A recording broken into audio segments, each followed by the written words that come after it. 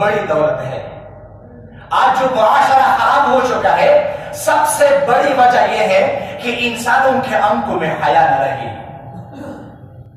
اور شریعت نے حیا کی اس صفت کو مستقل ایمان کا ایک شعبہ قرار دیا ہے۔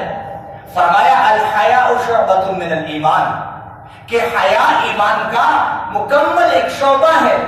اور نبی علیہ السلام نے ارشاد فرمایا کہ جن لوگوں کے اندر حیا کی یہ صفت نہ رہے، فرمایا فافعل ما شئت، جو مرضی چاہے وہ کرے، جو مرضی چاہے وہ کرے۔ تو ذاکرین کو اللہ تبارک و تعالی پہلی صفت سے جب نوازیں گے وہ حیا کی صفت ہے۔ اللہ تبارک و تعالی ہم سب کو نصیب فرمائے۔ اور دوسری صفت کہ اللہ تبارک و تعالی ان کی زبان سے اپنی ثنا جاری فرما دیتے ہیں، جہاں بیٹھتے ہیں، جہاں جاتے ہیں، جہاں اڑتے ہیں، پروردگار کے تذکرے چھیڑ دیتے ہیں۔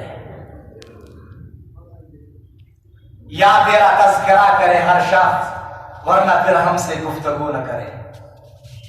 ان کی چاہت ہوتی ہے، دل کے اندر ایک تڑپ ہوتی ہے، بھئی ہم بات کریں تو اللہ کی بات کریں۔ اللہ کے تذکرے ہر جگہ چھیڑ دیتے ہیں۔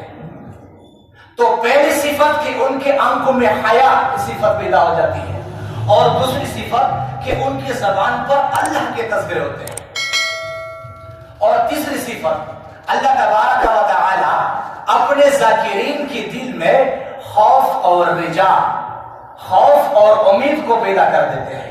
اور یہ دونوں صفات ایک مسلمان کے لیے انتہائی ضروری ہے۔ کیوں؟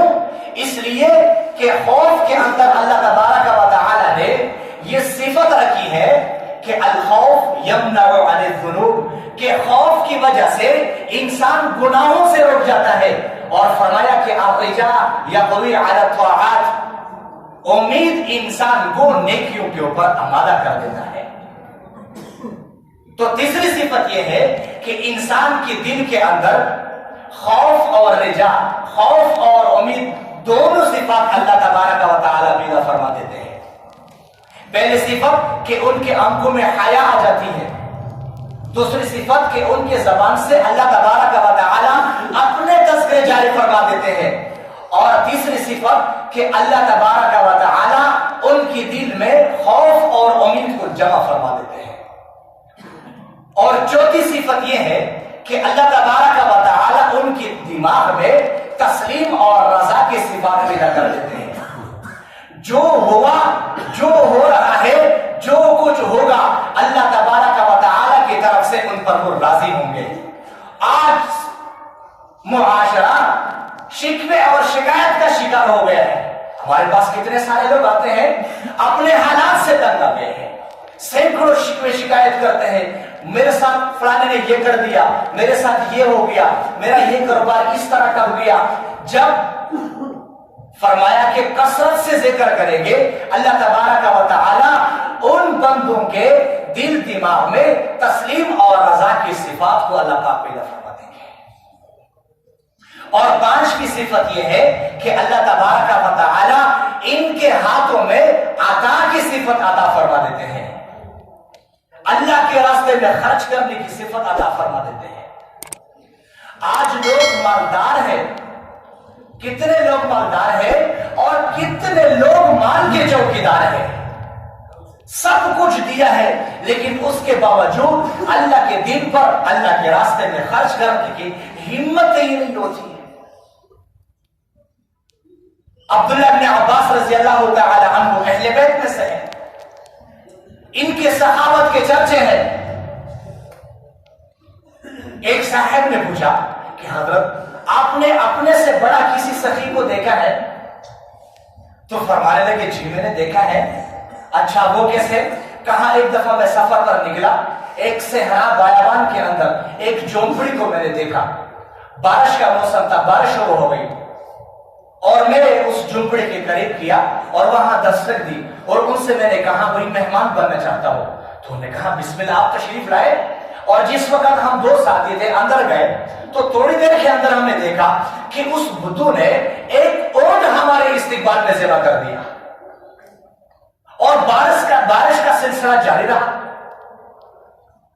पूरा दिन और पूरी रात हम वहीं टेरे रहे। अगले दिन बारिश का सिलसिला इसी तरीके से जारी है, हम वहीं रहे और उस साहिब ने अगला उन्हें सेवा कर दिया। तो मैंने पूछा भैया आपने ये क्या कर दिया, अभी तक तो कल वाला गोश्त ऐसे ही पड़ा हुआ है। हाँ भाई, हम अपने मेहमान को पुराना गोश्त नहीं खिलाते।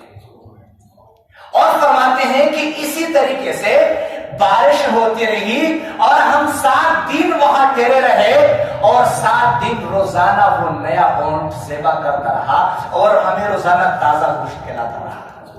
भैया हमने पूछा है ऐसा क्यों करते हैं, कहा मैंने अपने मेहमान को कभी पुराना गोश्त नहीं खिलाया है।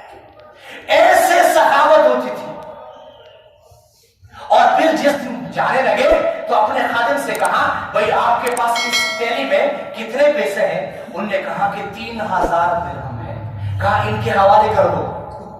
जब उनके हवाले किए, वापस करो, हमें नहीं चाहिए, हम अपनी मेहमान नवाजी अपनी सखावत को बेचा नहीं करते। अल्लाह अकबर कबीरा। खातिम ताई से किसी ने पूछा भाई आपने अपने से बड़ा किसी सखी को देखा है। हाँ मैंने देखा है, एक दफा काफले के साथ सफर पर निकला और एक जगह पड़ाव किया तो एक बद्दू था, उन्होंने हमारे लिए खाने का इंतजाम किया।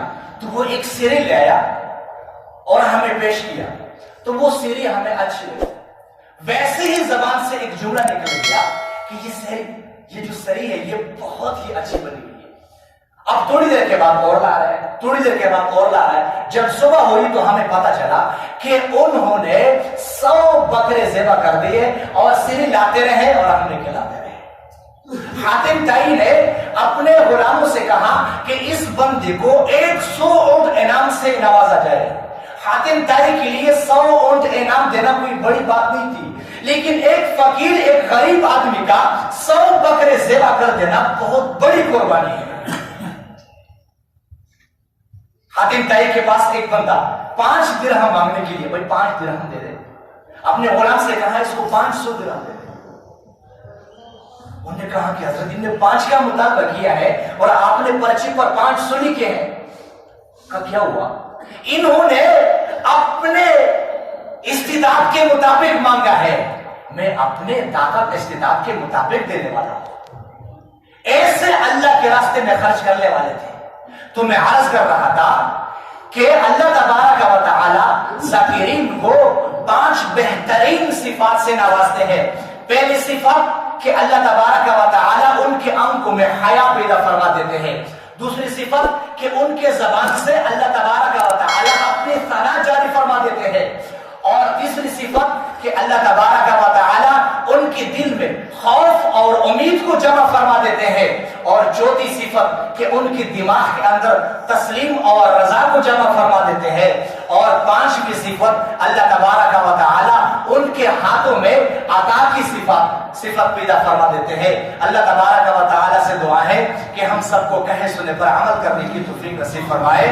व आखिर दावाना अल्हम्दुलिल्लाहि रब्बिल आलमीन।